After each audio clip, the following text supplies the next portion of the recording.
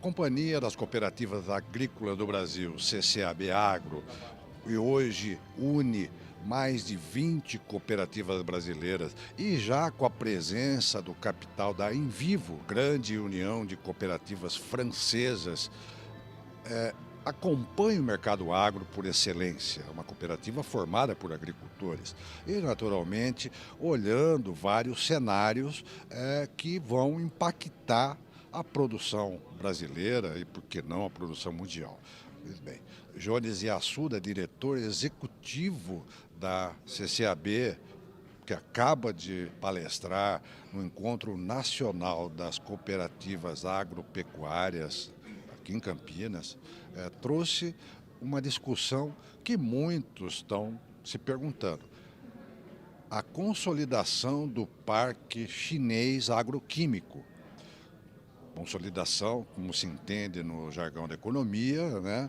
A união de indústrias, de união de grupos, e que isso pode trazer algum impacto que o mundo vai ter que entender e saber trabalhar. É isso mesmo, né, Jones?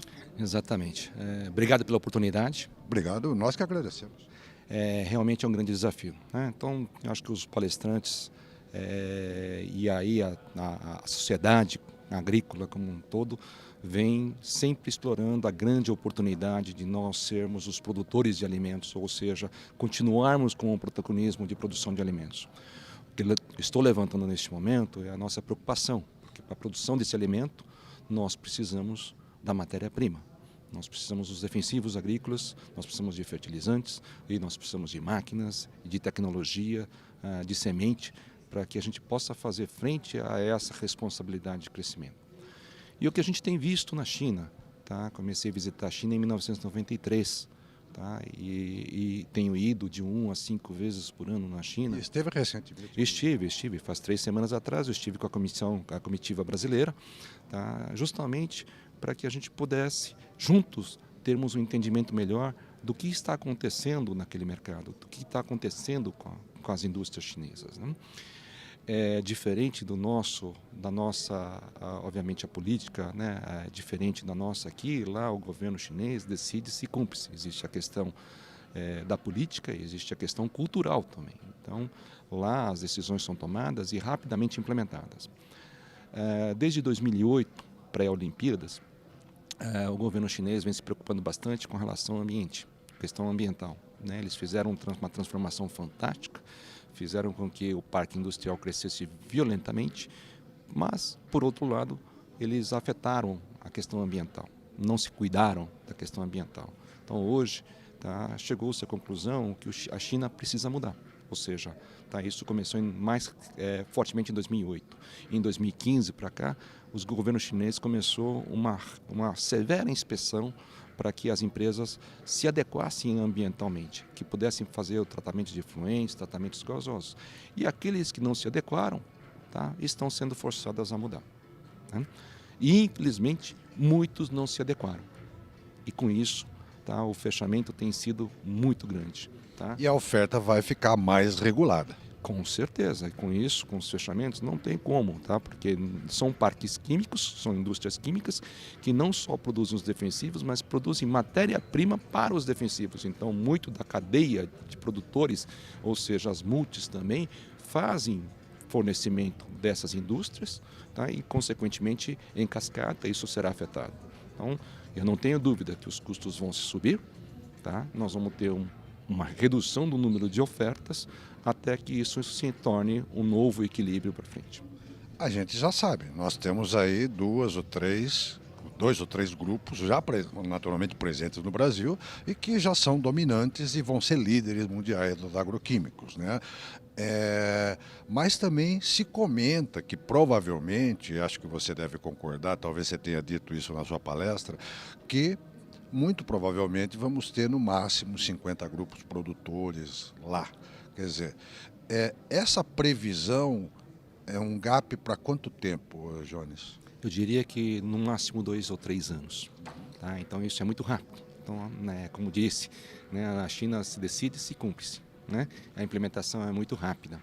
Então, do ponto de vista de países, né? Então, quando você fala, e eu fiz isso menção na minha apresentação, as empresas que acessam esse mercado ou fazem com que esse produto químico chegue ao agricultor, o número tem sido reduzido. Então, essas grandes junções entre Bayer, Monsanto, a formação da Corteva, tá? E se você analisar um pouquinho mais a fundo isso, tá? Você vai ver que os americanos com a FMC, a Corteva, ou os alemães com a Bayer, né? Os indianos correndo por fora. E os indianos correndo por fora, e o próprio chinês com a Syngenta e a Dama.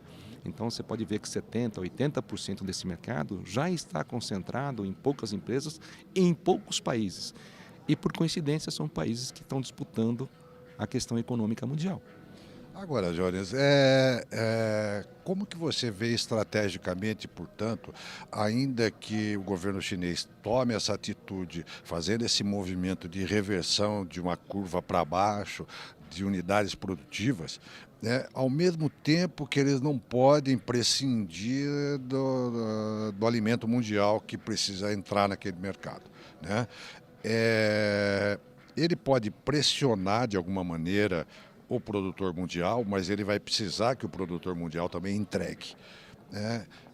Você que frequenta muito esse ambiente chinês e conversa com players, agentes políticos, etc. Quer dizer, como que vai ser essa equação? Essa é a equação, por isso que eu tenho insistido com o governo brasileiro, porque a gente tem uma relação muito próxima, tá? Uma relação de entendimento, porque obviamente nós temos essa capacidade e esse dom natural de produzir alimentos, tá? E eles têm a demanda, e eles produzem a matéria-prima. Então, quanto mais próximo nós nos movermos, melhor para todo mundo, né? Que esse desequilíbrio não seja tão grande, tá? Que pelo menos o governo ajude a não ficar esse dólar do tamanho que está, né? Porque, quer dizer, se tiver menos oferta com dólar muito alto, aí então é o pior do cenário, né? Eu acho que a questão do dólar não é a questão do dólar ser alto ou baixo, é a questão de ter uma estabilidade do dólar, né? Uma previsibilidade. O grande problema que a gente tem em gerir o negócio no Brasil é que a gente trabalha sempre com duas moedas, né? A moeda local, que é o real, e o dólar, né? E quanto mais volátil ele mais difícil é a gestão. Então, eu não diria a questão de ser baixo ou alto, e sim uma estabilidade. Agora, voltando à questão, eu acho que foi muito importante a visita que nós tivemos com a missão brasileira na China, onde tiveram a participação de congressistas e do governo, da iniciativa privada, das associações de produtores, para que a gente pudesse estar debatendo e ter um entendimento desse movimento e a importância nossa em nós avançarmos com a nossa regulamentação. A atualizarmos a nossa regulamentação para que esses movimentos que estão acontecendo do ponto de vista de mercado, ele tenha aderência aqui no mercado brasileiro, porque os registros, para você obter um registro no Brasil, tem demorado muitos anos, né? Muito tempo. Isso é uma coisa que precisa mudar, até porque para aumentar, oxigenar mais a oferta. Exatamente, né? Não é questão de oxigenar a oferta, mas como as fábricas estão mudando de localização ou mudando vamos dizer assim, de uma mão para outra lá, para que isso esteja regulamentado aqui, nós temos que ter essa acomodação, essa adequação, né? Porque hoje um registro brasileiro, conforme a nossa lei atual, quando muda-se endereço, é um registro novo. E nós defendemos, desde que essa empresa que esteja produzindo numa endereço A na China, ele mude para o endereço B, porém respeite o processo produtivo com todas as especificações que ele produzia do produto na base anterior, ele seja uma mudança menor, não seja encarado como registro novo. Então, esse tipo de adequação nós temos que fazer para que a gente não seja pego em um descompasso entre oferta e demanda. E esse tipo de adequação, ele também elimina qualquer possibilidade de que grupos ambientais possam ficar deduzindo que o Brasil está afrouxando regras, liberando registros de agentes incompatíveis com o que os organismos internacionais proíbem. Exatamente. E eu acho que as estatísticas também aqui, elas têm que deixar de ter o viés ideológico. Então, muitos dizem que o Brasil é o maior consumidor de defensivos. Do ponto de vista de consumo de mercado, ele é o maior do mundo. Só que quando você vê pelo volume de alimentos produzido ou o consumo desse alimento, tá, nós caímos no ranking lá para baixo. Você não se compara com o Japão, onde se consome e consome-se o alimento produzido no Japão, porque o Japão não é um exportador de alimento, ele é importador, né? Nós somos exportadores. Então, quando você faz a análise real de quanto que isso, tá, ele fica no alimento, tá, primeiro, nenhum órgão, como a Anvisa, como o IBAMA ou como o MAPA, autorizaria nenhum produto que deixasse resíduo no alimento de uma forma porque deliberada. Né? No nosso caso, tá, a gente tem todo esse cálculo porque são órgãos internacionais, com parâmetros internacionais, estamos alinhados com as regras internacionais. Então, é aprovado com essa premissa. Né? E quando se faz uso na agricultura, esse alimento que é produzido, tá, nós exportamos, nós ficamos com 1/6 do alimento localmente e o resto é exportado. Quer dizer, isso aí vai para o mundo inteiro. Quer dizer, não estamos contaminando nada. Na verdade, nós estamos diluindo. Tá? Muitas vezes, quando você faz a exportação desse alimento para o Japão, onde há um consumo intenso, né, e o alimento fica lá, com o nosso alimento a gente acaba diluindo um potencial risco para o alimento japonês. Exatamente. Para concluir, conta um pouquinho aqui para os amigos do Notícias Agrícolas o escopo da CCAB, como ela se interage com as outras cooperativas que fazem parte dessa união, enfim, e que linha de prestação de serviço e atuação de vocês junto a esse público. A CCAB foi fundada em 2007, então nós estamos completando 12 anos. São 22 cooperativas que são sócias, né? Nós somos organizados numa holding. Essas 22 cooperativas têm sobre seu escopo 55 mil cooperados, os agricultores. E foi montada justamente para fazer esse contraponto, de trazer essa inteligência, registrarmos produtos, importarmos os produtos, tá? Ou da China, ou da Índia, ou do Japão, da onde for a origem desses produtos, e fornecer para o grupo produtor. Tá? Assim como o sistema financeiro, tá, que está muito concentrado. Tá? Então, recentemente saiu uma estatística que 85% do movimento financeiro está na mão de 5 bancos. Né? E o defensivo não é diferente. Né? Então, 75%, 80% do movimento, né, o fornecimento, ele está muito concentrado. E os agricultores montaram a sua própria empresa para que a gente tivesse um acesso diferente.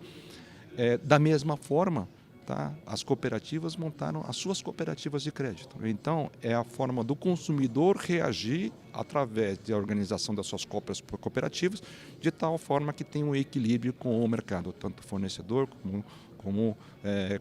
né, e possivelmente futuramente com o mercado consumidor. É esse o objetivo do CCAB.